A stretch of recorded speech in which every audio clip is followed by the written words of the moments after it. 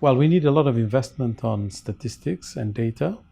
For instance, if you take the two most used statistical series, which are national accounts, so you know what is the size and the structure of the economy, or demographic statistics, so you know your population. In most African countries, we are dealing with projections. There are about 12 countries that have statistics up to date, and all the rest are estimates, projections, which means we don't know. But it's good to know what we don't know, so we have to make an effort to really improve. It has tremendous implications on the narratives about Africa.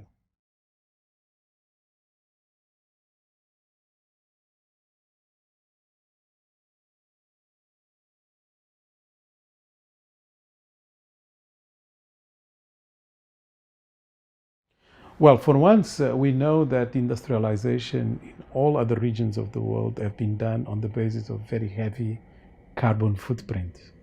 So now we are talking about retrofitting in most of these countries equipment, infrastructure, and methods of production. So we have a lower carbon footprint.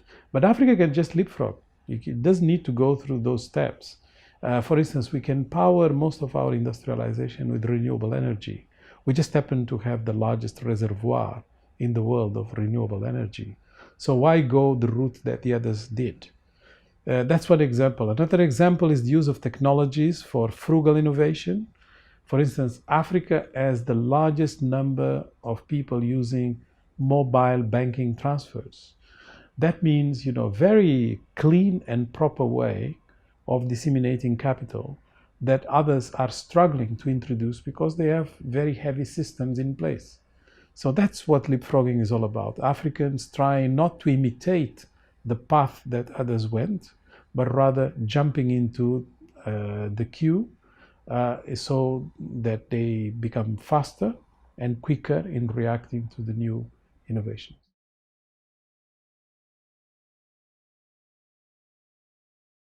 Enormous. If you look into the Paris Agreement, although it is mostly non-committal, Africans on a voluntary basis have some of the most ambitious targets.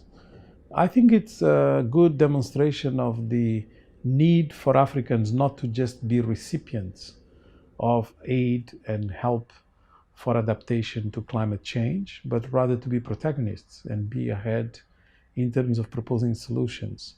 So when you think that most of Africa's money from exports is coming from extractive industries, and that most of these minerals are not treated, valued in Africa, they're exported halfway around the world to be processed. And then they are exported again halfway around the world once processed. Why not make Africa part of the chain and therefore contributing to the global value, but also creating opportunities for people to rise out of poverty? That would be fantastic just from an economic and social point of view, but even more important from an environmental point of view.